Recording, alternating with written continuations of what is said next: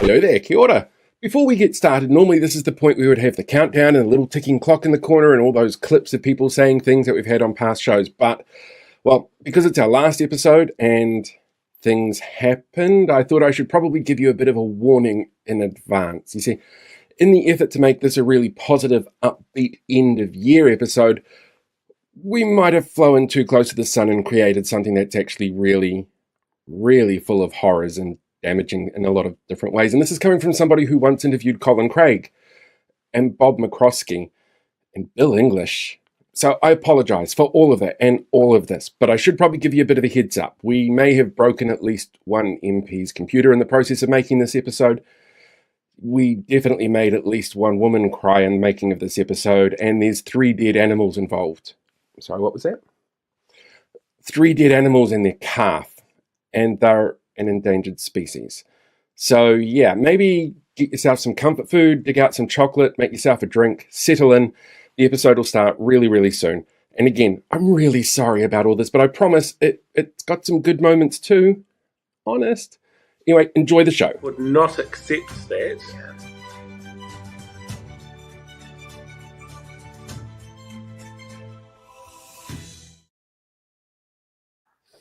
Hello there. Good evening. And that's right. We ruined most things. Yeah, we've left a trail of terror in our wake, making this really, really upbeat, positive episode. It's kind of scary, actually, how much horror and terror there is in this episode. You'll find out more later. But yes, before we start the show tonight, I just want to reflect on the passing of Nikki K this week, and I was astounded by all the tributes that we saw from across the floor. It was absolutely amazing, and I just like to share quickly that I got to meet her a couple of times, and yeah, she always told me to keep positive and do my advocacy when I was working on the national side of the house. So yeah, really amazing lady.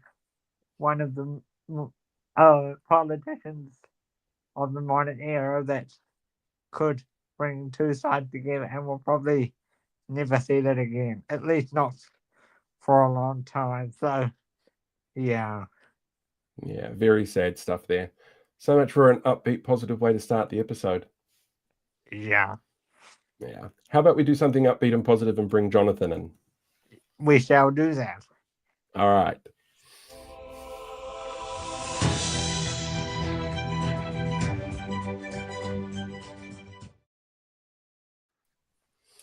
Hi, and thank you for being here last night and tonight. Thanks, guys. Yep, it's wonderful to be here. I really appreciate the offer of being here, and Blake, a belated happy birthday for yesterday. You made 26, which is quite an achievement. So well done, mate. Yeah, and thank you for coming tonight. So for people that don't know, you're very involved in the hospice sector. You're involved in the Rotorua, and I got to know you through football. So how hard has it been with these cuts from Mr. Levy and Minister Retty this year for your hospice? So you're right. I'm the chief executive of our local hospice here in Rotorua, and I'm also involved in speaking of Dr. Reti, there is a national working group that is reviewing delivery of palliative care across the country at the moment, and I'm also involved in that working group. But the tension is that the working group's work will take between 18 months and 2 years to come to fruition, whereby we then say to Te Whatu Ora, here is what many people across various sectors in the country think. These are the ways that we could see palliative care being delivered into the future. However, the tension is that right here, right now, with the cuts being made, with changes at Te Whatu Ora, the impact on our services is the disruption to the way that patients are being treated. So, for example, there is there's far less decision-making power at a local level, both managerially and also clinically. So what that means is that for patients, getting being seen in a timely manner is hard, and then B, if they are found to be palliative and needing our services, the transition from a hospital-based service to the next phase, which is hospice care, is quite disruptive and quite hard to do. So those are the challenges we're seeing, particularly locally. There's no decision-making power with the move from, so we had DHBs, they were closed. It's now gone to regional oversight. The deputy regional CEs and various people are still trying to find their feet. So at a local level, we are struggling to get decisions made. Yeah. Before I hand over to Paul, I understand that you've been meeting with a lot of a couple of former politicians in the process as well. So how has their leadership helped you in your mission to do this project? Yeah, we've got a couple of politicians who I work quite closely with. Funny story, if I had have said to anyone a few years ago that I was going to spend a lot of time on the phone or in emails talking to Christine Rankin, who was the former head of SIFs and so on back in the day, I wouldn't have believed them. But I get to work quite closely with Christine and have seen the positive sides of what she brings.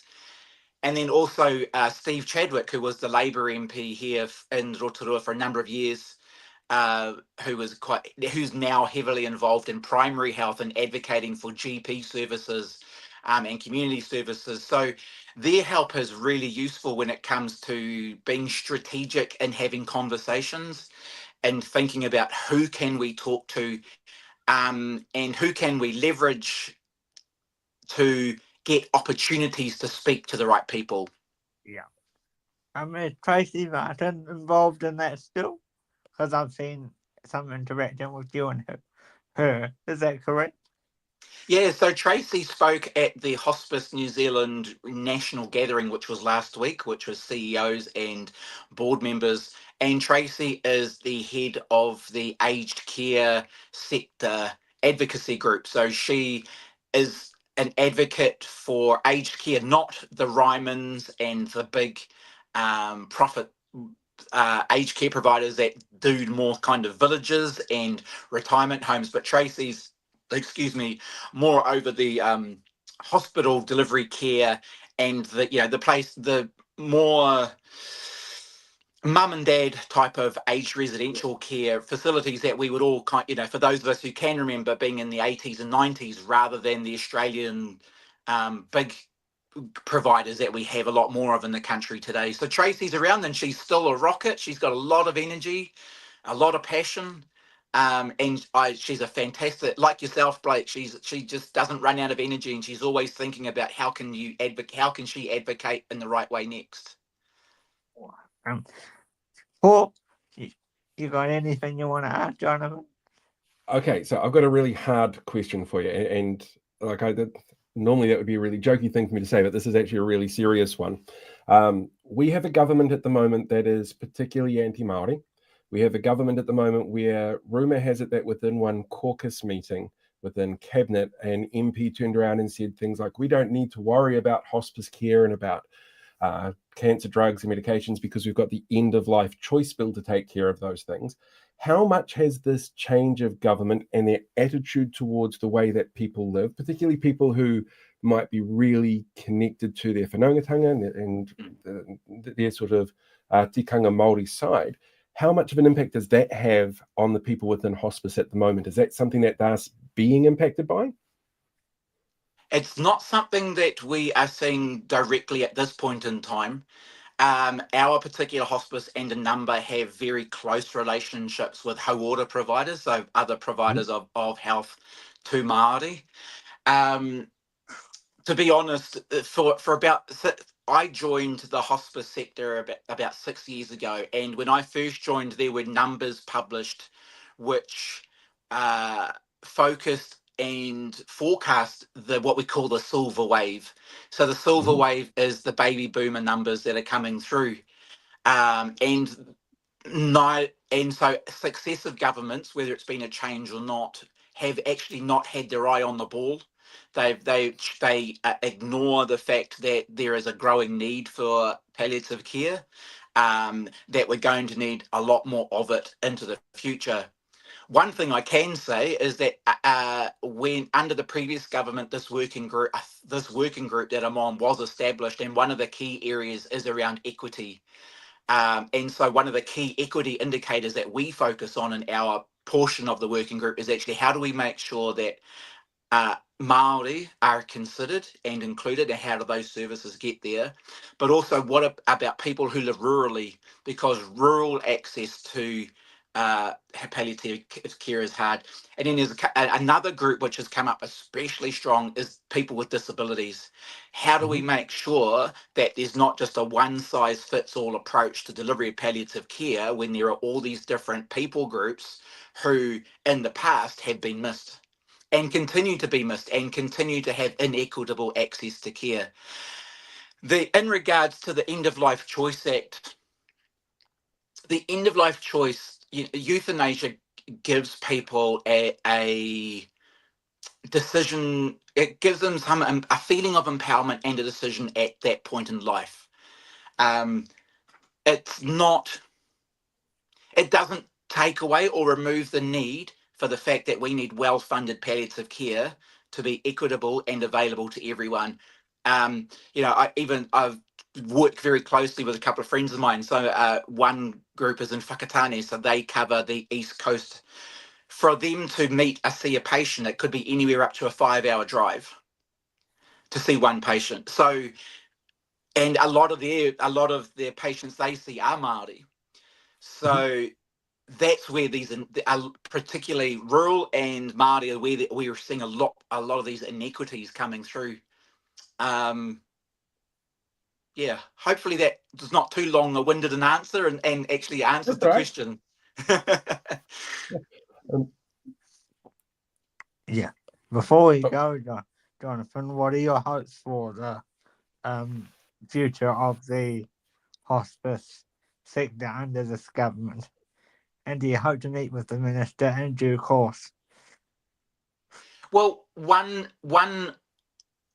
I suppose positive from what the turmoil that we find ourselves in, all the change, is that it is forcing hospices, and it's forcing everyone actually to talk more and to be more connected, because we know that we can't do it by ourselves. And that potentially was a downfall that may have existed in the past, where people thought, we've got this, we can do it all, we can be the be all and end all, and it's actually, well, no, you can't, because. So one thing that in the current situation it's doing is it's forcing the hospice sector to look in the mirror and say, what are we doing? Who are we doing it for? And how can we do it better? Because one thing that that drives us and is our philosophy every day is we only get one chance to get it right. Mm-hmm. So in the current scenario, in the current environment, we're talking to each other more, collaborating more, and trying to find ways together to work better. As far as actually meeting the minister, he has said quite clearly that he's going to wait until the recommendations from the working group come through, which is, we'd love to get in front of him right now and go, look, have a look at this, because ultimately what we do, when we do it well, it actually relieves pressure on the hospitals, it relieves pressure on secondary services, and everyone comes out better off. We can drastically reduce the impact that funding that goes into the hospitals, we can shift it elsewhere and absorb it. So Te Whatu Ora and the government actually end up saving money. And that's the message that we'd love to get to them. Hopefully, fingers crossed, we'll keep advocating, keep pushing, and we can get there. And I just take that again, copying, your example, Blake, just, being tenacious and not giving up, and you've just got to keep chipping away until you get the breakthrough. Indeed. Any final comments from you, Paul? I just have one question, which ties into the poll that we're actually running in the live chat on YouTube at the moment, which is a very deep and meaningful poll. Is it too early to put up your Christmas tree yet? Yes. 1st Okay. of December at the earliest. Okay. That My makes wife sense. disagrees, but 1st of December. 55% of our voters so far agree with you. So, yeah, you're definitely winning that one. Cool. Thank you for your time tonight, Jonathan. It was a pleasure to catch up with you. Brilliant. Thank you, gentlemen. Enjoy. See you later. You too. Thanks, Jonathan. Bye-bye. Bye-bye. All right. See ya. So, yeah, that was a fascinating talk. We're now just waiting on Justin Lester, the former mayor of Wellington. He's due to pop along any minute now, so we can catch up with him. But I think we could give out a really quick award. Oh, I was going to ask you what you thought of the interview. I enjoyed that. I really enjoyed that. I actually learned quite a bit. I don't know much about hospice care. I've never needed it much. It's not something that most of my family have been involved in or ever required. So it's not something I've come across. So hearing about the inner workings is actually really fascinating. That working group before there's something to keep an eye on, eh? Yeah. And I have to admit, every time I hear the working group, and I know that why this is, I think of Bomber's podcast. And I know the podcast is named after actual working groups, but in my head, every time somebody says it, I'm going, they're waiting for Bomber and Damien Grant to give them feedback. It's just an automatic thing, very automatic. But yeah, should we give out a quick award? Yeah, we shall. Okay, so we had 5 awards that we asked people to vote on, and we were able to get hold of everybody but one winner, which is a little annoying, but understandable because this particular winner for 2 awards is probably the most requested politician in the country, maybe the world right now. So it was very, very difficult to tie her down. So I'll play what we've got here, just so people can go, oh yeah, that makes sense. All right, so let's give this one a go. Better make sure I've got the right video. Tēnā rawa tu kia koutou katoa. It's my privilege and honour to announce the winner for the most outstanding political moment this year in 2024 goes to none other than my hoa mahi, Hana Rāwhiti Maipi Clark.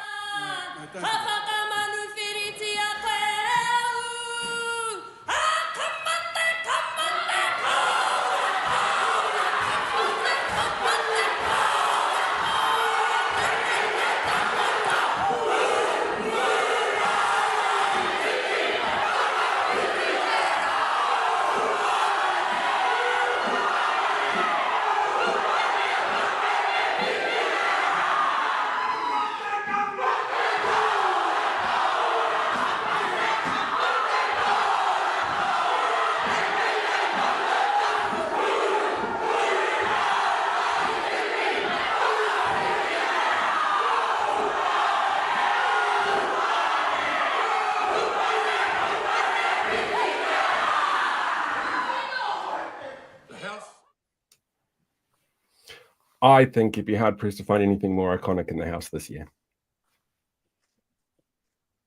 I'm just going to miss it, so I'm just going to check what that says. Sure.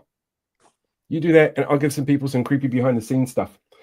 So a little bit later, we have an interview with Priyanka Radhakrishnan coming up, but we broke her computer in the process. So just a very quick heads up that while this interview sounds absolutely amazing, her graphics card kind of crapped itself. So it is very, very hard to watch. It's a little bit jumpy, but it's still a really interesting, fascinating look at things.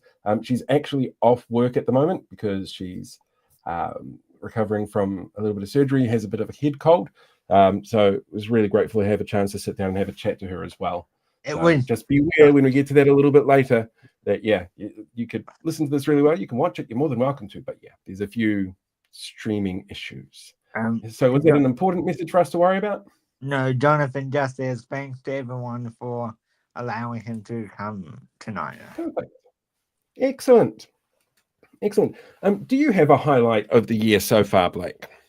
Well, I've got a wee reflection clip coming up a bit later, but I will say that I've really enjoyed doing the show with you, and that'll be reflected a bit later.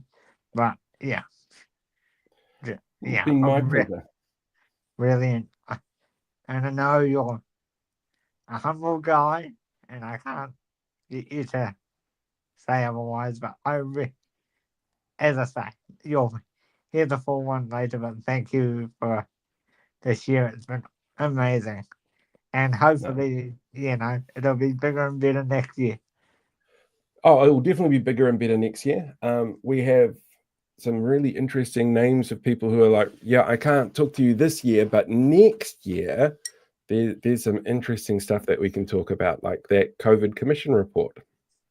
Yeah, I've already had a call from somebody quite big in the area, which I can't talk about right now. Mm-hmm. But it's very big, was all I can say to you guys. Yeah. Yep, it'll be a very big year, but we'll worry about that next year. Got to get through tonight first. Yes. Yeah. It's what we call, is it do not disclose, DNAs, NDAs, yeah, that are in play for a couple of people that really keen to talk to and can't at the moment. So, We got it. We'll get on it. Have we got it just listed yet, or do I need to go and do some texting? You can go do some texting if you like. What I might do is, should we give out an award for most relatable politician? Yeah, can we play another clip while I go and do some? Yeah. We will do the award for most relatable politician, which we got to give out, which was lots of fun.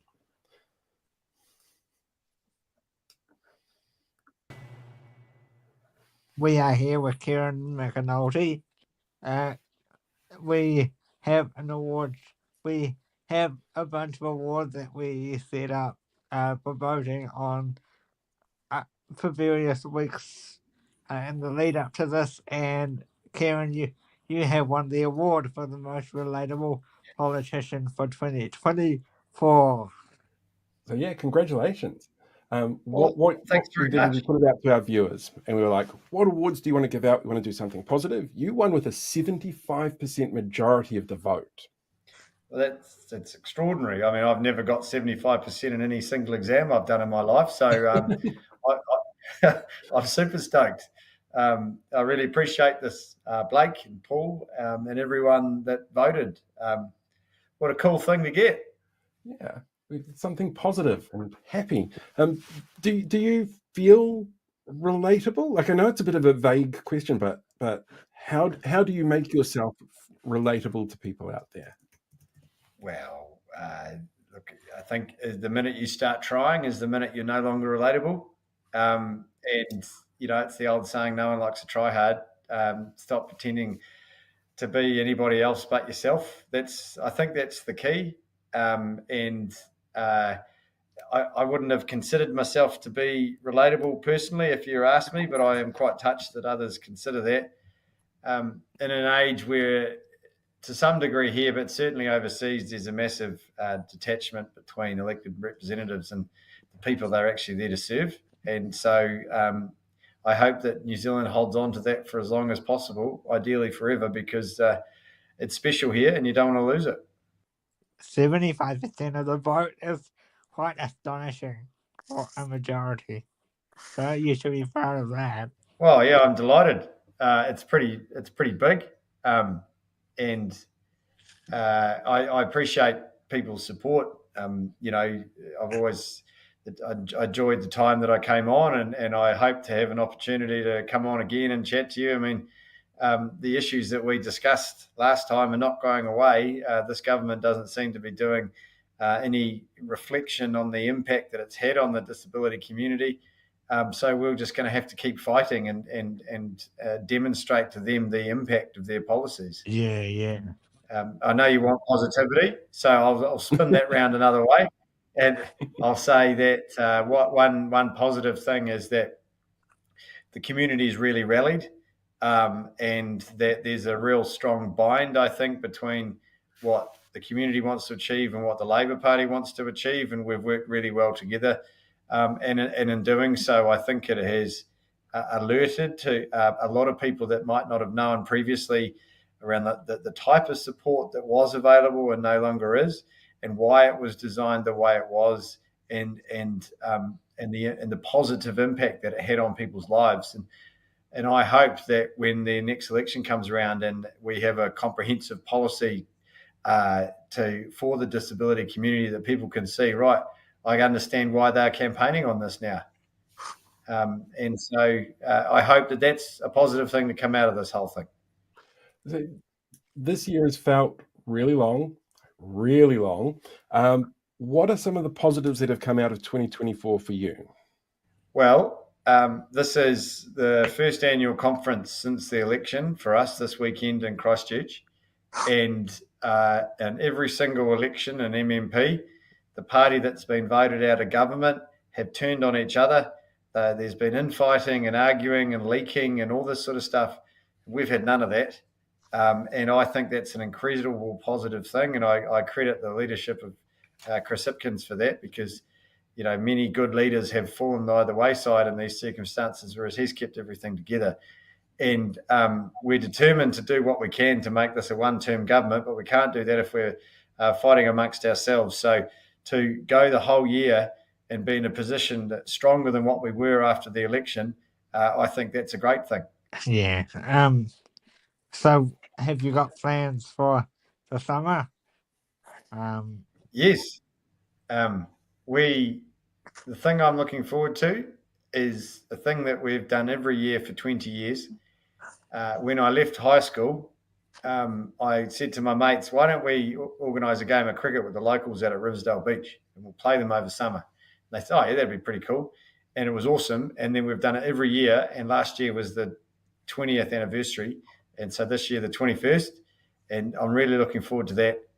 It's great because our group of mates are spread all around the country, and some of them are in Australia, and it's the one time where we're guaranteed to catch up.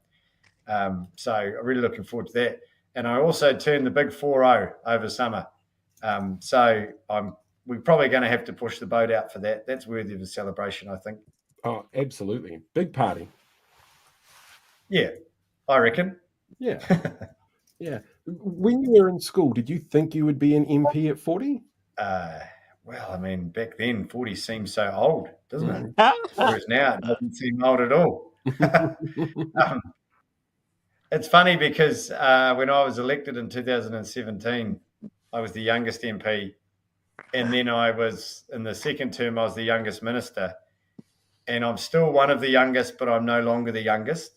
And I'm sort of in that weird stage where, even though I'm relatively young, I've got a little bit more experience now, but I've still got so much more to learn, and it's great to be around the MPs like those that have served for a long time, like my mate Damien O'Connor. And he's seen it all before. I mean, he's been there since 1993. And I sometimes remind him that I was 8 then when he first got elected. And I can tell you one thing, I didn't dream of being an MP when I was 8. So I don't think many people do. No, that's right. So, yeah, so those are my plans, Blake. Before we let you go, are you going to invite Mr. Bishop to the cricket game? No. We have a certain standard that needs to be upheld.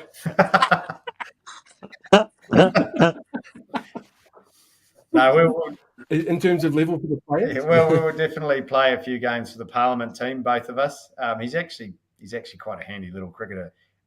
He's a good in-swinging little bowler. It's very tricky to play. So, no, I'm looking forward to that. For me, you just can't beat a game of cricket. It's like the quintessential summer activity. It is, and you can adapt it in any way and anywhere you are, be it on the beach, or the backyard, or in a paddock, or whatever. It's just great fun, and my family always have a game of backyard cricket on Christmas Day, and the kids get involved, and you know I can remember doing that from as long as I can remember, and all the funny stories that inevitably come out the time that one cousin took off with the bat because he was packing a sad and all this sort of stuff. It's great. Yeah. Well, thank you, Kieran, and congratulations on your award. And thank you for joining us. Thank you, Blake, and thank you, everybody, for your support. I'm genuinely delighted to receive the award. Thank you. So I don't think you could get a more relatable response to that than we're going to go play a game of cricket. I think it's brilliant. Did he get in? He told me he was trying to get in again. Yeah, Justin is actually waiting for us in the studio right now. So I'll pull up the name card, we'll bring him in, and we'll have a chat.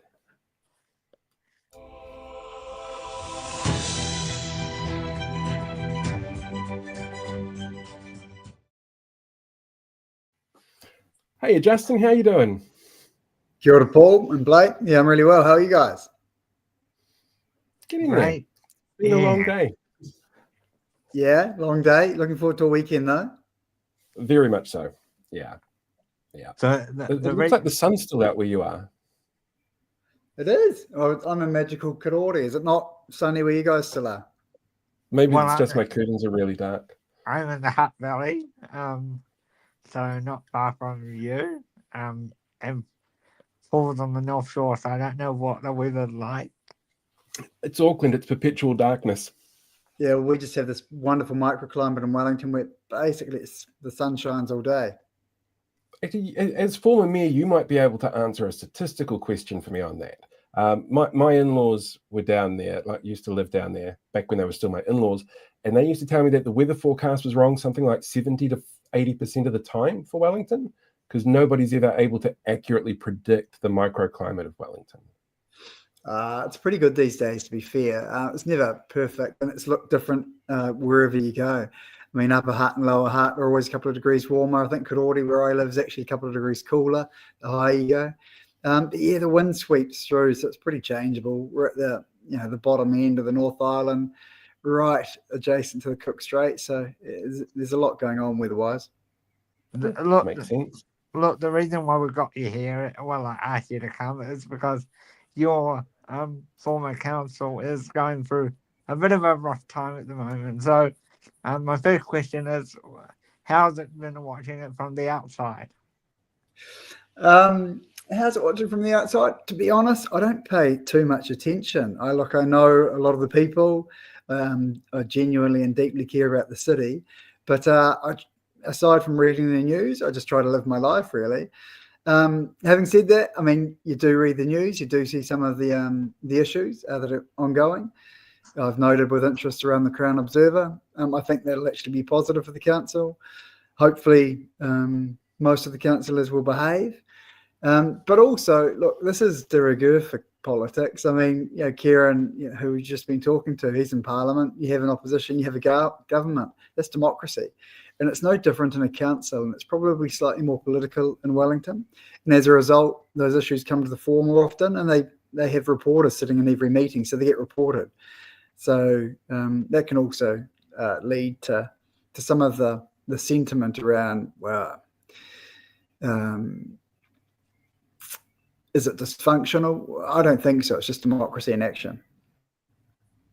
So you think Mr. Brown made the right decision to support an observer, to get an observer in there rather? Yeah, I think so. It'll help. It'll help improve behaviour. The longer they were there, or should they be there for longer in the future, then the behaviour might fall into older patterns. But it'll be good. You've got to make sure in any workplace, in any political environment, there are always ants, those who want to get on side, and they want to do things, and they want to be positive. And then there are always termites as well, and they just can't help it. They've got a negative mindset. They like opposing things because sometimes that can be easier. And so they do so. Not thinking of anyone in particular, are you? Oh, it depends on the issue. It can change from time to time, but some people are fairly consistent, yeah. Yeah. Paul, I hand over to you. Well, I was going to say, you were the mayor who signed off on the event centre, weren't you, on the conference centre, if I remember correctly. Yeah, in Takina, yeah. Yep. One brilliant facility. Love it. I've been there twice now for a couple of different exhibitions. It's absolutely a brilliant thing to have down there. What are your thoughts around how that seems to have a bit of a target on its back now when central government goes, well, look, wasteful spending, here's this thing. but also in terms of how successive councils have sort of taken that on board and gone through with the project and got behind it, and what the public's journey has been with it. From your time as mayor, what sort of things are you sort of sitting there going, well, it's unfair to target this, unfair to target that? When you hear media and politicians sort of getting grumpy about what's going on. Look, there'll always be a range of views. I mean, it had strong support by the business community. It was widely acknowledged that the existing TSB arena, which is a great multi-sport venue, was deeply inappropriate for a conference facility. The last time I think I was there at a conference was for Local Government New Zealand, which we hosted here in Wellington, and we had pigeons flying around the ceiling. And we couldn't get them. It was a bit of a laugh.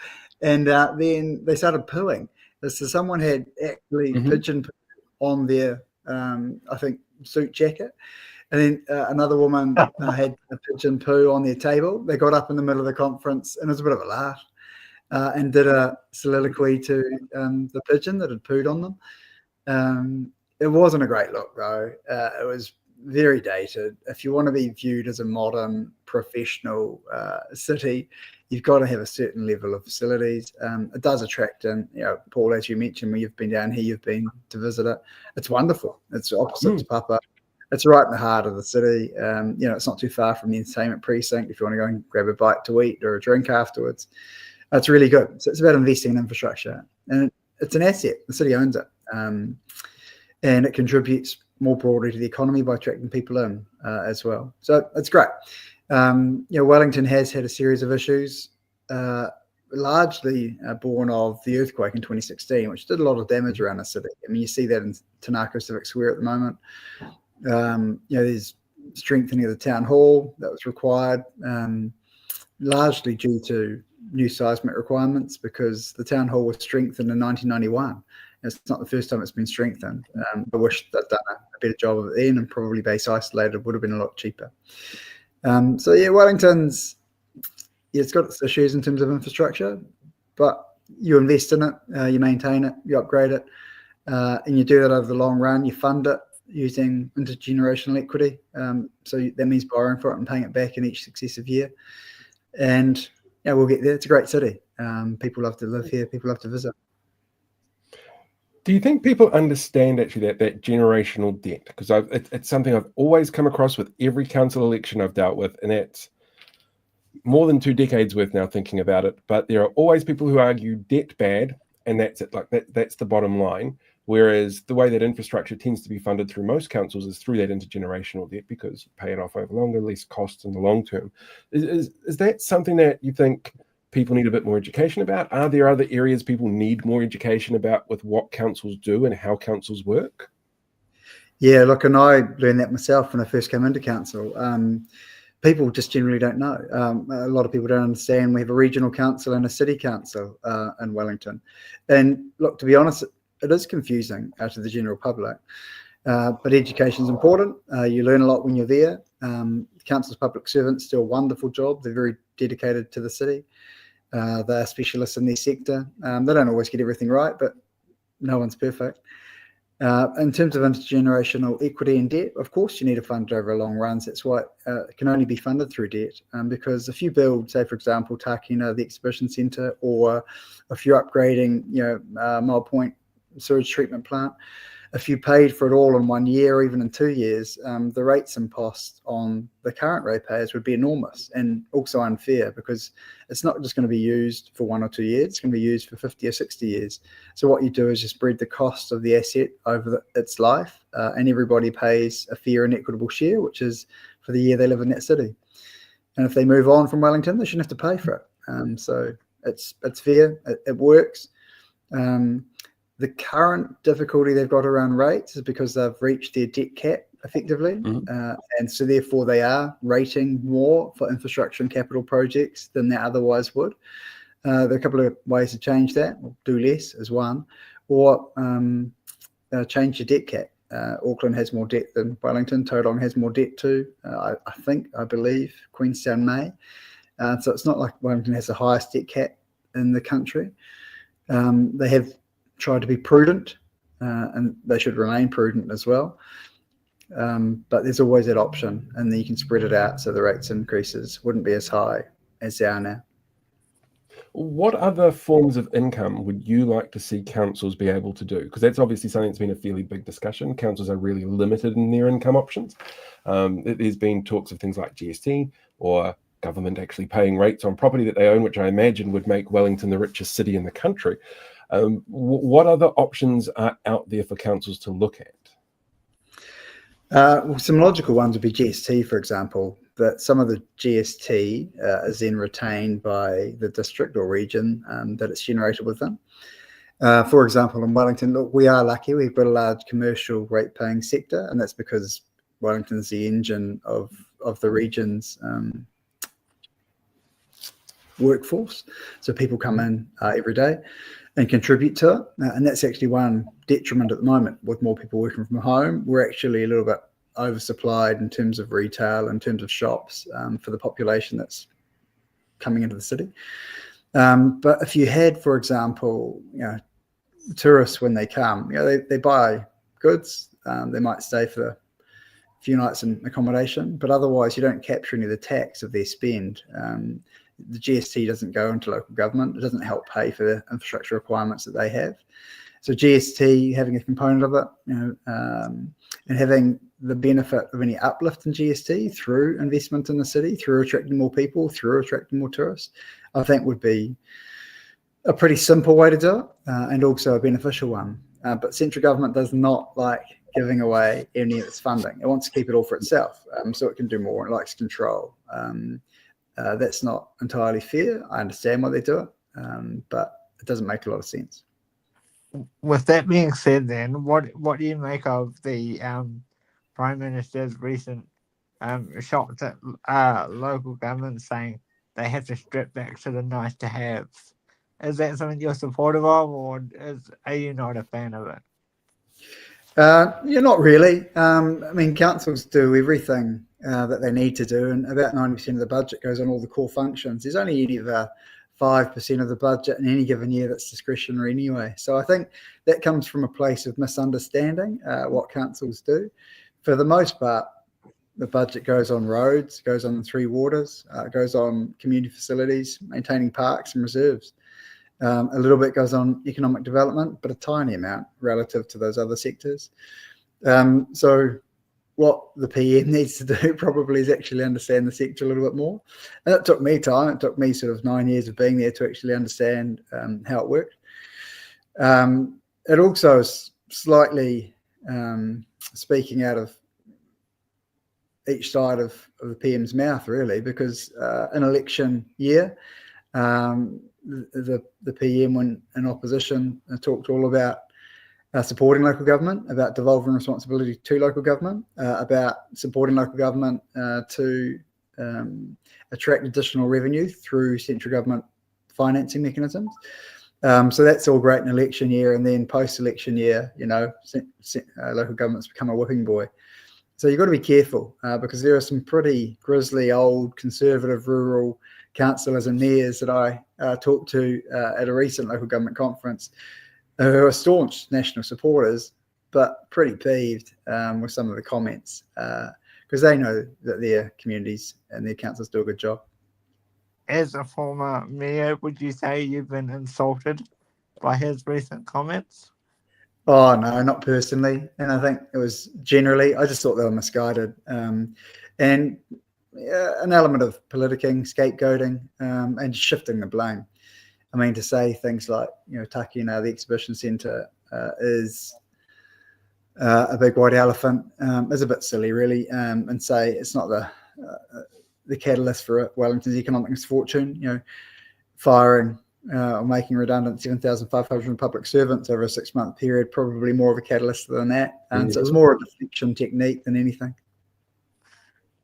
What do you hope for the future of local government, and would it be something you consider going back to? Not anytime soon. No, I loved it. I really enjoyed it, but I also love having a life with a family who enjoy having me around. What's the future? look, it would be good for central government and local government to work more closely around, building great communities. When you say, just get back to basics, it's very boring. What should I stop doing? Should we not have libraries? Should we not have museums? Should we not invest in art and culture within a city? No city ever prospered by shrinking to greatness, not at all. But having said that, absolutely, they've got to be financially prudent because you can't spend too much either. But yeah, I mean, capturing a portion of GST spent within a region and some of that coming to a local council entity, so long as it's invested wisely, I think would be a great step. It would mean that they could help support themselves and invest appropriately. Any other questions from you, Paul, before we let Justin? So I have 3 questions for you. So this is hopefully relatively quick ones.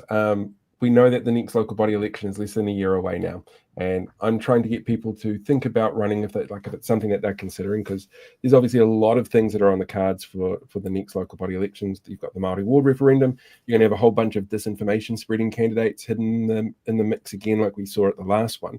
What sort of advice would you give to people that are looking or considering running to prepare themselves for it?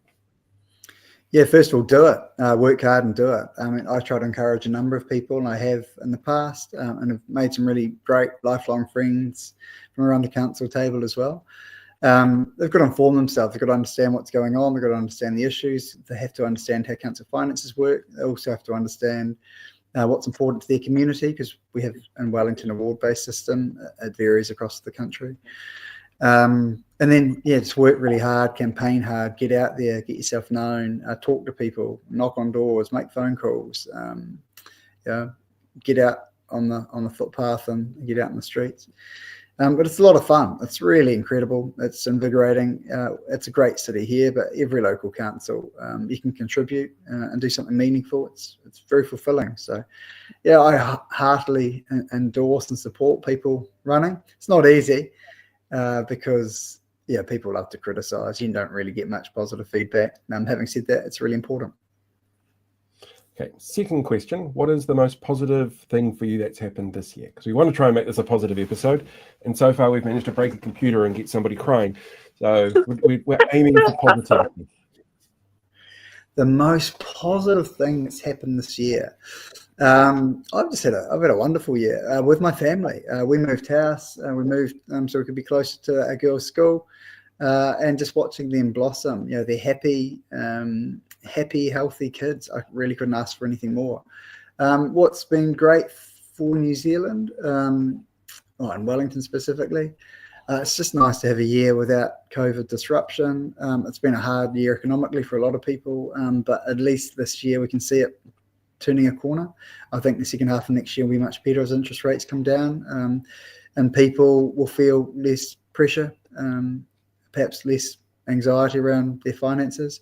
That'll be great. So the light's at the end of the tunnel, and tomorrow's always a new day. Cool. And then last question, we're running a poll at the moment in our chat on YouTube. Is it too early to put up your Christmas tree yet? Well, ours is up, so I hope not. It might have been slightly premature. I did laugh with my mum. I don't think hers came down all year. She just loves to keep it up. So ours is up. So now you go for it. Kids are happy. I'm happy. It's a little bit of festive cheer. And look, we're only less than a month away till Christmas. So less than a month from Christmas. Let's enjoy it. Yeah. Yep. That's the camp I'm in at the moment. Very much so. Justin, thank you so much. Your Christmas tree's up? Mine's up. It's not decorated. My partner gets into the country on Monday, so I promised him that we would wait until they're here before we decorated the tree. But it's sitting in the lounge, making the place smell like pine at the moment. Nice. Yeah. How about you, Blake? Getting there. Thank you for coming tonight, Justin. It's a pleasure to have you on the program. Awesome. Have a great weekend, guys. You too. Bye. Thank you very much. Bye-bye. Thank you. See, I always learn so much from local body politicians. It's brilliant. Absolutely brilliant. What should we do next? You can do Priyanka's interview? Do we want to see Priyanka's melted Griffith's eye? Or how about we do it this way? Because we've got 40 minutes left. The news takes about 5.5 minutes. Priyanka's interview takes about 17 minutes, and the last two awards together take 12 minutes. So if we jump into Priyanka's interview now, then because it's better to listen to this interview than necessarily to watch it straight away, people could go make themselves a cup of tea while they turn the volume up before we get into the end run of the show. Yeah, and now just a reminder, the graphics card cracked itself during Yes, this. like I said, we broke somebody's computer. We apologize for doing so, but you'll see the results, I promise. It's a good interview to sit down and have a listen to.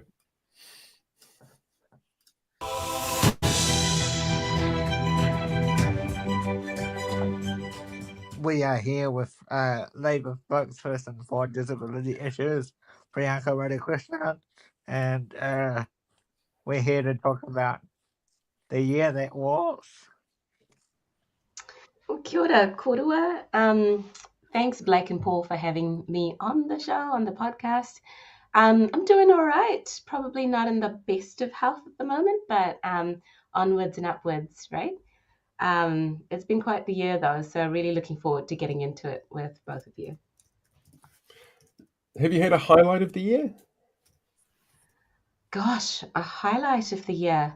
I think it's been, to be quite honest, it's been sort of working alongside disability communities across the country. I've been quite privileged to meet some incredible people, both of you included. I met you both this year. And just to see the fight that, exists within our disability communities, literally up and down the length and breadth of our nation. And that has been incredibly inspiring to see. So what's it like? Can you give us a perspective of what it's like in the parliament? So we see you guys do your debates on television. So what's it been like trying to get Louise to listen to you this year? Well, it's been pretty frustrating, to be completely honest. So on the 18th of March, so on the 18th of March, when the first tranche of those cuts and changes were announced via Facebook, my phone basically blew up with people trying to figure out what this was, what's going on, do you have any information? I was as much in the dark as everyone else. And personally for me, I was going from never having been in opposition before to kind of asking a question to the minister every day for 2 weeks since. And so figuring out, the questioning strategy, what's the best way to ask a question to get the answers that you were looking for, on behalf of so many people and communities who were genuinely at sea as to what this meant for them.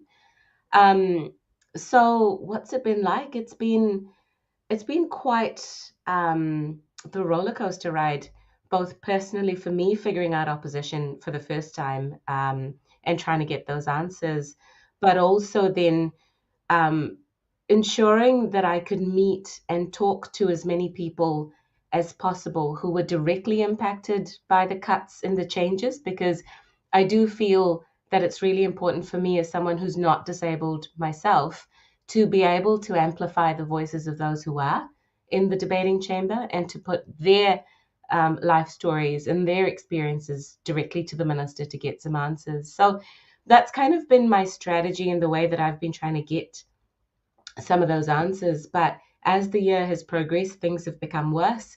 And I feel that it's become even more challenging in the House to get answers. And I will also mention that it was to a question that I asked the former Minister for Disability Issues, Penny Simmons.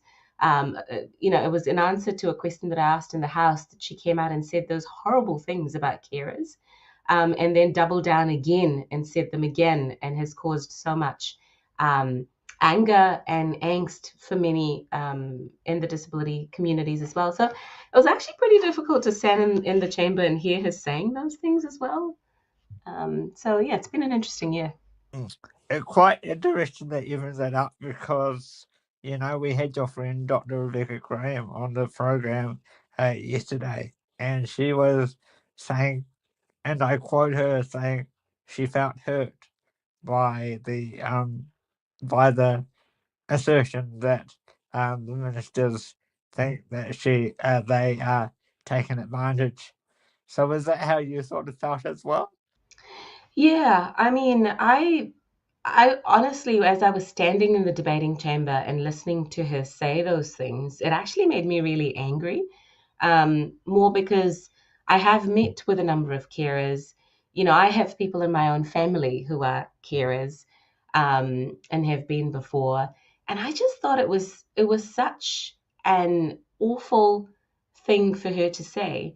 And I went back into the house later to try and give her the opportunity to provide some evidence because I knew that it was causing a lot of hurt in the community. And I thought, well, at least if you've said something so ghastly, back it up. And I asked her the question again to whether she had the evidence and what it was, to give her that opportunity to clarify what she said. But really, all she did was double down. And as far as, till today, looking through OIAs and through responses in the House as well, and responses to written parliamentary questions, I don't see any evidence to what she said. So, at best, I can think that she kind of just jumped to a bunch of conclusions, but they have caused a lot of hurt to people. So I get the comment that you've referred to, Blake, and people still raise it with me. And there's never been even an apology from the national government on behalf of what one of their ministers said. So. Well, I'm kind of curious about that March 18 date. Doing a lot of the recording stuff that we've been doing for Blake's show, that date comes up all the time as it for people in the community. The community kind of feels like a 9/11 moment. It's everything got taken away, everything changes, sort of shocking moment for everyone involved. I realize as opposition, you wouldn't have been given any sort of heads up on it. Any of the changes that they've announced since then, have they given you guys any warnings on? Or is it just basically being steamroll, this is what we're going to do, so sit down and take it? Yeah, no warning whatsoever in terms of any of the changes and cuts that the government has announced. And really, I feel, given this is, a bit of a wrap up podcast, a bit of an overview of the year as well. I actually made a bit of a timeline of the cuts that they made. I think the March 18th one and the removal of flexibility of funding. You're right. People point to it as a pivotal day. If you look at the whole year, this year, I've been talking to a number of disabled people, carers, and organizations that support our disability communities across the country since then. And people tell me that literally their life changed and was turned upside down overnight. They got no warning of this. And many of them found out about this incredibly significant change through a Facebook post. So altogether, it was both a slap in the face, but practically has made such a difference, and a negative difference for people, for disabled people. And then, of course, there was all that argy-bargy in April. There was a new minister, but things only seemed to get worse. In May, people started to tell me that they were beginning to see some of the other elements of the cuts playing out in their lives. So, for example, children losing access to programs like Writing for the Disabled during school hours. That was, of course, that cut was the one that was announced on March 18th, but it started to take effect in May, and people realized even more so what they were losing out on. In August, it was another whammy with Whaikaha being gutted, Enabling Good Lives being paused. I mean, this is, they call it a pause. It doesn't look like it's coming back anytime this term, frankly, of government.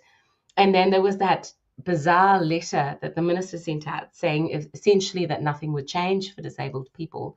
And then, the guidance that was sent to organizations, that was leaked by organizations left, right, and center, that showed that there was a freeze on residential care access, a funding freeze for them as well. At that point, I went out and spoke to so many parents, mostly elderly parents who'd been working, many of them for 5 years, for their disabled adult child to get a space in a residential care home. Many were on waiting lists. To be told that overnight the waiting lists were scrapped completely, and all that work that had gone into getting a suitable space was down the drain, and that they were back to square one. In September this year, Te Whatu Ora limited funding access for carers of children with severe mental health conditions. That was a Health New Zealand funding cut, but it affected a number of carers of disabled children as well. So it's been a series of cuts and changes. I know that people are just living in uncertainty, and not once were we given a heads up, Paul. So we've really, as opposition, been figuring it out with communities. So how does it make you feel, especially now with Minister Upston being the now Minister of Disabilities, keeping denying in the House that there are freezes, there are cuts, there are this, there are that, and you're constantly having to fight back and say, yes, there have been. It's clear, flashing up your papers and on and on and on and on. Yeah. It's just ludicrous, and I don't, I mean, I think it's gotten to a point where the national government and Minister Upston currently is just saying one thing, so they're saying that this is not a freeze, it's not a cut or whatever, but literally no one believes her anymore. So I haven't met one person out in the community that is even giving her the benefit of the doubt. I think people are just so over it at the moment. I mean, I remember there were two bizarre, I guess, moments when I was asking questions in the House in August. One was immediately after that document was leaked, and I had the document with me, and I was asking about the residential care funding freeze and the access freeze. I had spoken to parents who told me their stories. I'd spoken to organizations that provided residential care that were telling me that their waiting lists were gone and they weren't able to take in people. They had, empty spaces, but they couldn't take in people off the waiting list anymore because of that arbitrary categorization that the government brought in. You can only get a residential space if you're out of a mental health unit, prison, and OT placement, and so on. So the organizations didn't have the skills to deal with the needs of people in those categories, and yet they couldn't take in people off their waiting list and had empty rooms. It just made no sense on any level. And I was asking the minister those questions. Now, Minister Upston wasn't in the House that day, and bizarrely, the national government made Penny Simmons, who had the portfolio stripped from her, answer those questions in the House. So that itself was just so weird, and I actually thought pretty cruel of them. But she was the one who then stood up and said there is no freeze.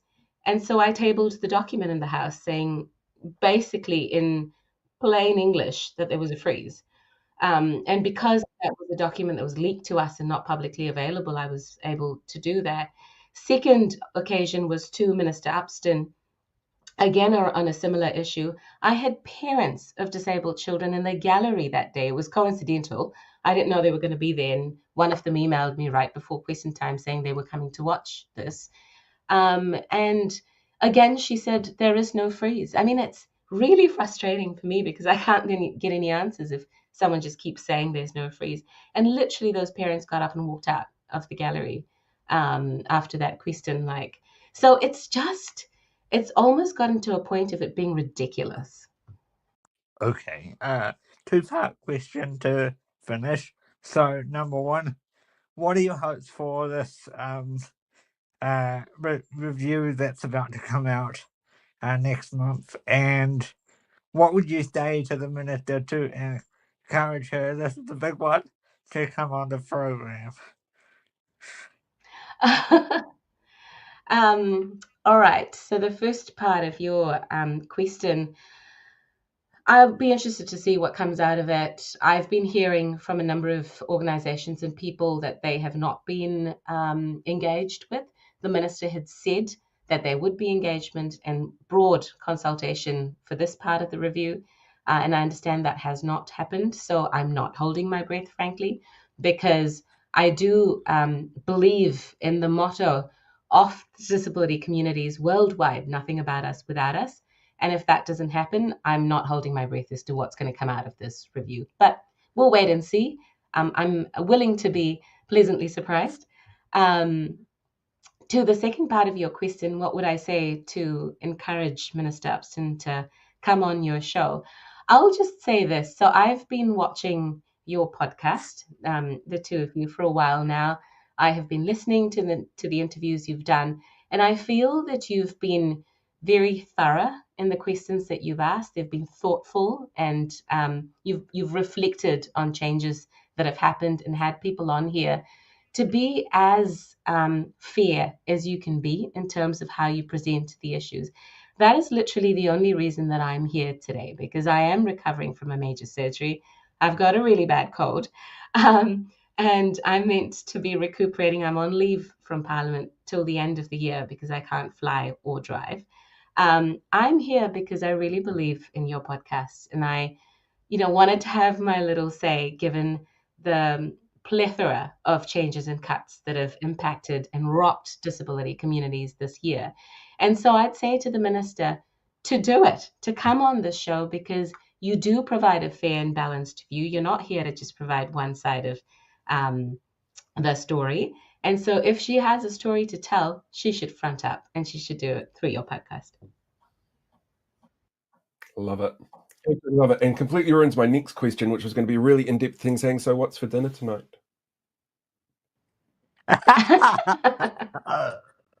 Well, the husband's on dinner duty, so it'll be whatever he decides to cook. He's a pretty good cook, though, so I'm sure it'll be lovely. That's always a bonus. Definitely a bonus having a good cook in the house. Hey, but thank you both truly for the opportunity, and thank you for what you've been doing as well. It's been really interesting to hear different views and different viewpoints over the year. I've only been listening this year, so I'll out myself there. But it can be easy as well. You're taking time out of your schedules to research the issues and to ask the questions. So just a huge thank you as we wrap up for the year. Well, thank you. It's really appreciated. We do what we can. Don't we all?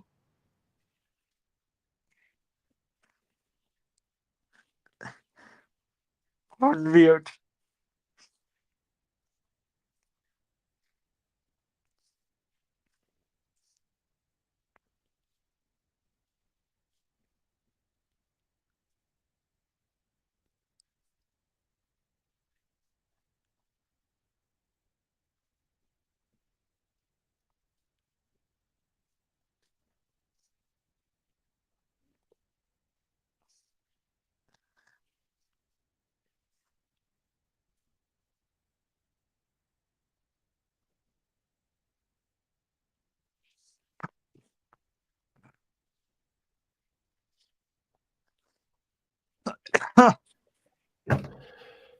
See, long day, very long. But to answer Rob's question that I was mumbling off to myself while my phone's flashing in my face, Labour's in the process at the moment of organising policies and stuff like that. It's part of the reason for their conference. She was really specific, and it's, I think, in the longer version of the interview, which will be out sometime this weekend, that the aim is to make sure that what they do with whaikaha when they get back in, because they will get back in at some stage, is to make sure that the organisation is fit for purpose, taking on board the feedback from when they first set it up, from what the community is going through now, but they can't tell you exactly what that shape is going to be. So we're still living and learning. Before we get on to our last couple of pieces, I just want to say we found out today that Priyanka and her family are big fans. So if they're watching this, again, thank you for coming on today. I know you, Priyanka, you've recently had surgery, and so thank you for taking the time to do this really important piece of work. Yes. Really. Right. I'm going to jump straight into the next video so that we've got time, because I just wasted a whole bunch of it talking to myself in silence. All right, let's jump in. This is our last two awards. So, yeah, I made people cry, and I feel really bad for it.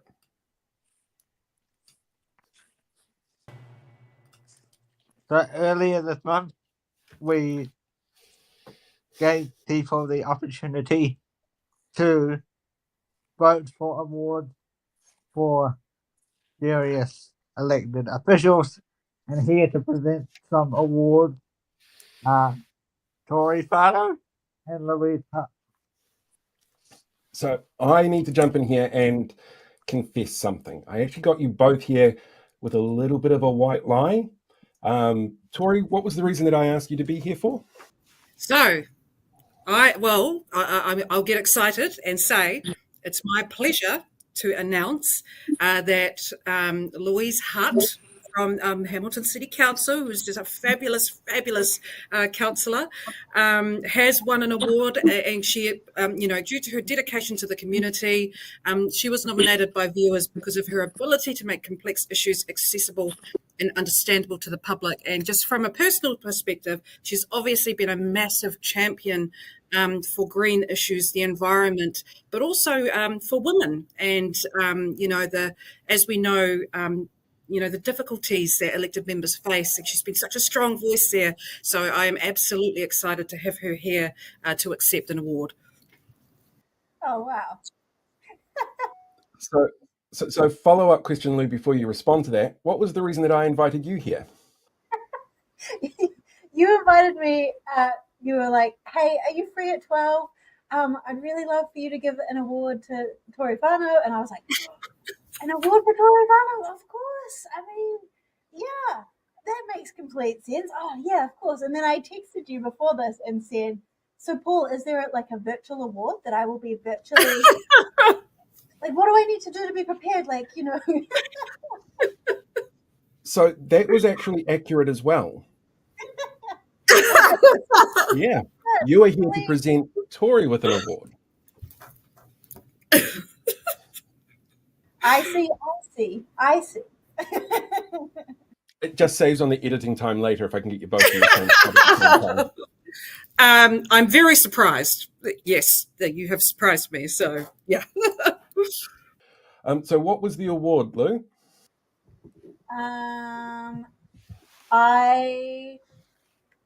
What I have is that an award for Tori Whānau is voted by my viewers, but I don't have it in front of me, any more specifics, but I'm sure I could tell you all the things I would personally give Tori an award for.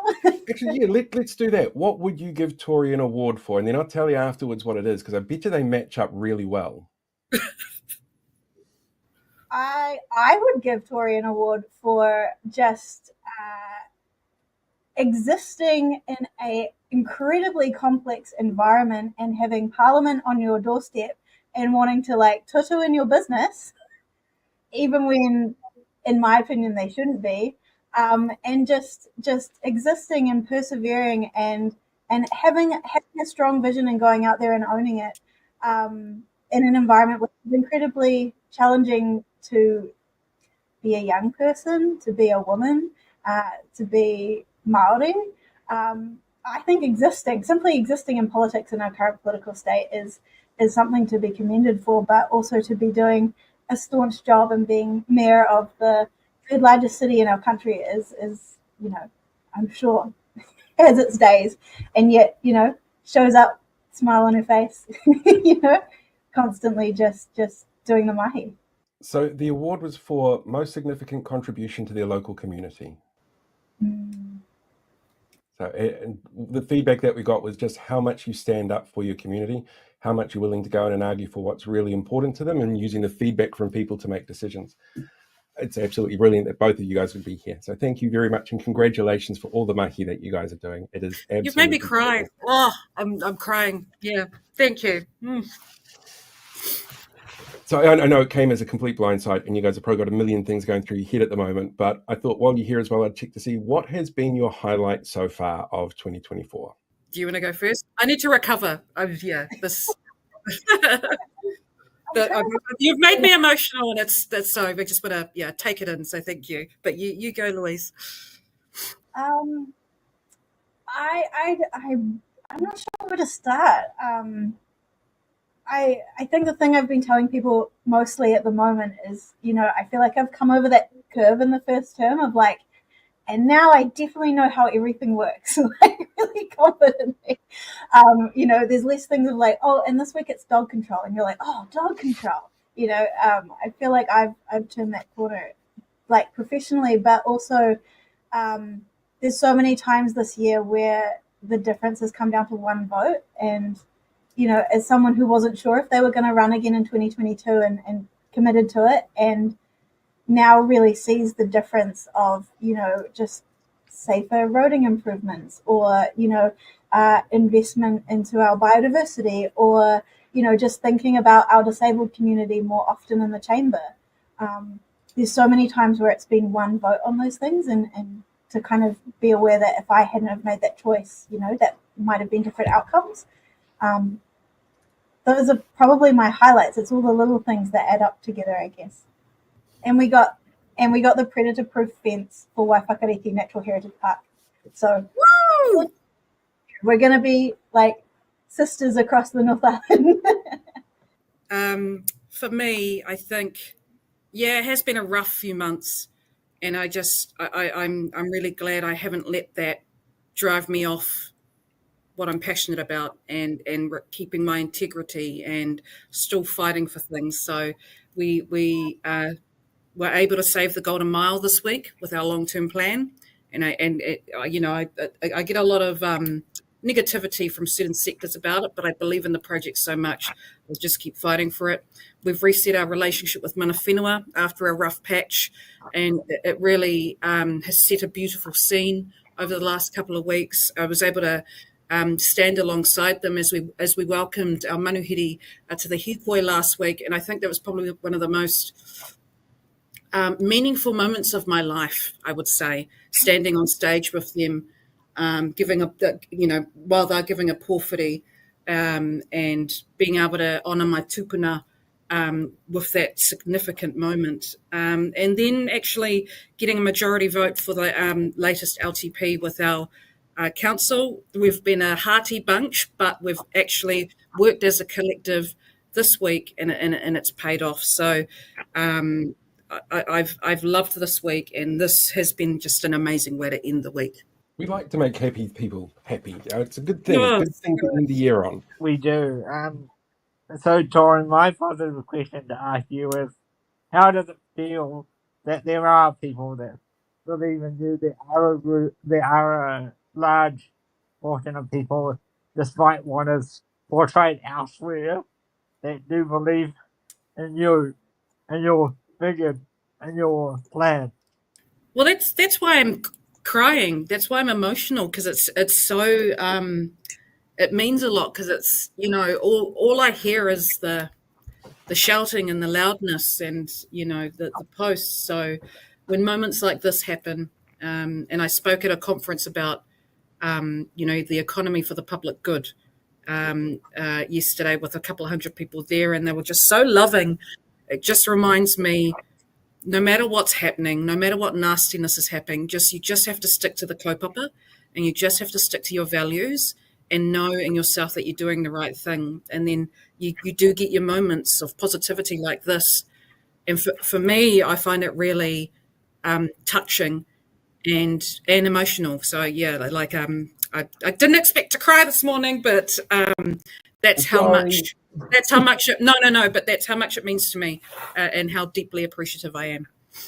And how do you feel that people believe in you, Lou? I actually had a really interesting conversation with one of my colleagues yesterday, and she said to me, elected members we're so weird when people are nice to us. Yeah. She said we're just weird about it, and I said, yeah, because it never happens. Like, yeah, we're used to the criticism, and we're used to kind of the tsunami of people's hot takes about whether we're doing stuff or not, and that's part of the job. But very rarely is there ever the sort of opposite tsunami of positive things, and I don't take that personally. I think it's part of just politics, so this is really sweet, and this is really special, and I was not expecting this. I was like, yeah. That's the most, great. This is really lovely, and you might see some things on the wall behind me, and one of them is a really lovely letter that someone wrote me after the the piece I wrote about, the harassment and the disinformation that we face. And I printed it out. I worked out how to use the printer in the office because I was like, I want to this. This is special, and this is special. I will absolutely save this video and put it. Same. Mm. So I will get certificates done up. So I will send certificates up probably in the new year, but I will make sure that there are certificates so you can frame it and put it up on the wall. Oh, no. Yeah, thank you. Thank you. This is just, lovely. Can I go one better, Paul? I'm going to get you to send me Tori's certificate so that I can go and deliver it to her. Well, I was going to say, I'm down there next month. I could do it myself. Oh, that's right. Yeah, yes. Yeah. Looking forward to seeing you. Yeah, it'll be great fun. Both of you, thank you so much for your marketing. What you bring with your passion to your communities is clearly speaking to people. And while there will always be naysayers out there, just remember you're doing good stuff for good people. And it's really clearly appreciated from people out there. So thank you very much. No, thank you, Paul and Blake. You've made my day. You've made my week. I really appreciate it. Yeah, absolutely. And the work that you both do is, a point of difference in the youth landscape, and I can always expect a really thoughtful, nuanced, and empathetic conversation with you guys, and that's actually pretty special. Oh, thank you very much, guys. So I'm going to answer this question. Better make sure my microphone's on this time. So Gold's running a little bit late. He has missed us give out awards to Hana Rafiti Maipi Clark for Best Newcomer and Most Impressive, Most Impactful Moment with her haka in Parliament. Kieran McAnulty won the award for Most Relatable Politician in the least surprising win ever. And Tori and Louise, Tori Mayor of Hamilton, Louise Hamilton City Councillor, both just won awards basically for being so connected with their communities. And they were all voted on by people. It was it's been a positive moment, positive day. And to answer Kiwi Rob's question, we actually decided after consultation to extend the petition. So it will no longer be closing today. Yeah, that's a very good point. Actually, the petition's going to go through until, was it March at the moment? Yeah. Yeah. So it's still all up online. We've had advice that we're gonna that's had us rethink strategy. That's all I'll say. Yeah. Yep. Right. Before we run out of time, here's the news. Yeah, but give me 2 seconds to reload it because we've had so many things to put up here. News.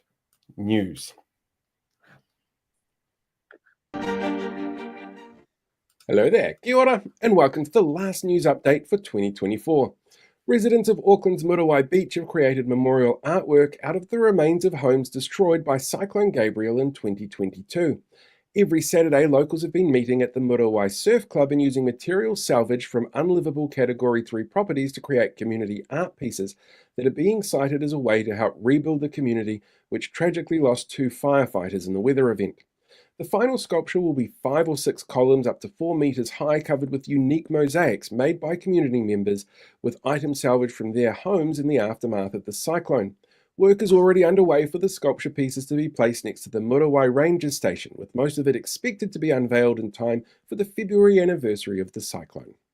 In Ruakaka, the Department of Conservation is praising community members who came together with no notice to help care for and refloat a pod of 50 pilot whales, especially the support given by local iwi Patuhara Kiki, who led the efforts with what Doc is calling an amazing example of genuine care and affection for the animals. While 3 adults and 1 calf couldn't be saved, the rest of the pod was successfully refloated and returned to the ocean, and the area has been continually monitored since then by both Doc and local iwi. Australia's Macquarie Dictionary, the longest-running dictionary of Australian English, has selected its word of the year for 2024. The winner? Inshitification, which is a slang term for gradual deterioration of products and services brought about by a reduction of quality. Other words considered included sigma, over-tourism, and raw dogging. If you want to use the term in a sentence, you could say, because of inshitification on Twitter, you'll find me on Blue Sky. In Kirikiriroa, Hamilton this week, the city played host to one of the region's most well-known artists, Neil Finn, who along with the rest of Crowded House, seen here not in a house or anywhere crowded, performed to a huge crowd after taking a dig at sovereign citizen-aligned Hamilton City Councillor Andrew Bidder. In an effort to fill empty seats near the front of the stage, Neil Finn encouraged people to come and sit there, and then took a jab at Bidder. Well, maybe jab is the wrong word for someone so against vaccines, but they laughed as they said it, and they hoped that they weren't Bidder's seats. According to people close to the Finns, they are unimpressed with Bidder's refusal to apologise for using ableist slurs to denigrate the disabled community, and wanted to use the opportunity to make sure their views were heard. Bidder was in the audience of the show, but, well, we were never going to reach out for comment and give him a platform. A po from a marae on the east coast that was washed away during Cyclone Gabriel 2 years ago, this week washed ashore 75 kilometres from its original home. Iwi are saying that this is an auspicious event that's lifting the wairua of local iwi, calling it a sign of life for the people of Tangweo Marae, where it was taken from by storm surges. Experts believe the damage from its time at sea is minimal, and the Rongo Mai Wahine should be easily returned to her former glory before being returned to her home at the marae. Alt-right commentator Candace Owens, seen here being told that she was too controversial for a Donald Trump rally, has had her visa application for New Zealand denied by Immigration New Zealand. INZ pointed to a rule that states a visa can be denied if another country has already denied entry, and Owens was denied entry to Australia earlier this year, where their government said Australia would be better off if Owens was elsewhere. Owens has made claims like George Soros paid for the death of George Floyd, called Disney groomers for opposing Florida's Don't Say Gay bill, and that parents who took children to drag queen storytime needed to have their children removed, and that trans people were drugging children. So clearly exactly the sort of person that the Free Speech Union and the worst people on the internet are going to have a tantrum about and say should be allowed in the country right about now. Ooh. Disney's Moana 2 made history with its release here in Aotearoa this week, becoming the first Disney film to be released simultaneously in both English and an Indigenous language anywhere in the world. The Te Reo cast are reportedly to have said, Mihi mai rā, or... So what I believe you were trying to say is thank you. Thank you. You're welcome. To audiences who have already gone to see the film. And finally, organisers of a King Country event have sent me a letter begging me not to go to their music festival. The festival in February will be held on a 200-hectare horse training ground with a river, waterfall and swimming spot running through the grounds, as musicians perform across 2 stages and 3 festival zones. The event, called Naked in the Trees, that might explain why I was asked not to go, is very much adult only and clothing is optional, but organisers stress that attendees should not feel pressured to partake in anything that they're not comfortable with. And if they wanted to just relax in the water listening to music, they'll be as welcome as those who may want to use the Explorer Zone staffed by consent guardians. And that is the final news update of 2024. Well, this type of news update. There's bound to be lots of news happening, but for now, this is the last news update that I'll be doing for 2024. So, thank you very much for watching, and have a fantastic year. So we have 3 minutes left and we've got 2 minutes worth of credits. Do I need to play your video? No, we're good. I'll just say it like this then. Thank you for a great year, as I said earlier. It's just been a pleasure working with you, and let's make it bigger and better next year. We're going to have an awesome time next year. And I want to thank everybody who's tuned into any of our shows or watched any of the stuff afterwards. It's really appreciated. All the likes, the super chats, all of that's been really helpful as well. It's been amazing to be able to take this and grow it. And I couldn't have done it without you, Blake. So thank you very much for that. All right, should we let people go now? I should probably give everyone just a little bit of warning. I may have snuck something in just again, that positive vibe for the end credits tonight. Just a couple of little bloopers in there. So yeah, thanks everybody. Have yourself a fantastic Christmas, December, New Year. If you see me floating around the country, feel free to come up and say hi. Apparently I'm doing a bit of a tiki tour around places. I'll be with until next time. Too. I'll be with 4 too. So come and see me as well. Until then, yeah. Good night. Live long and prosper, I guess, everybody. May the force be with you.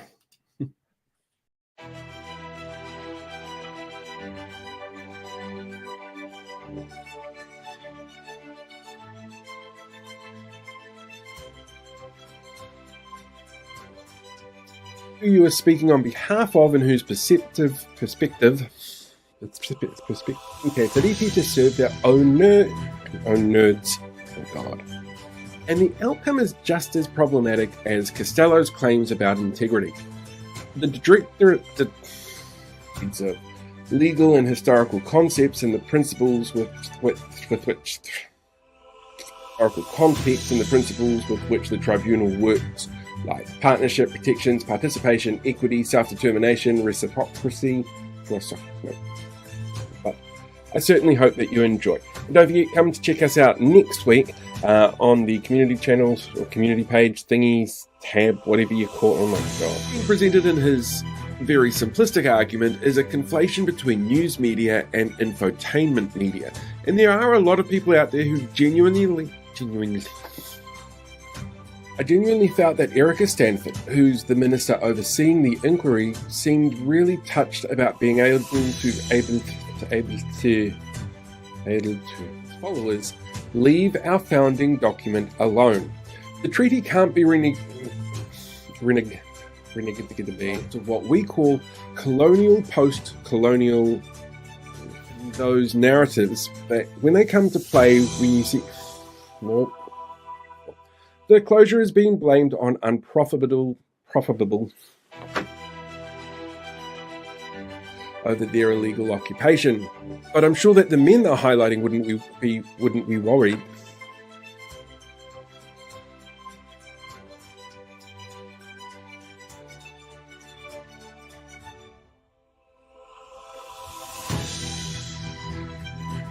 I just want to tell you both, good luck. We're all counting on you.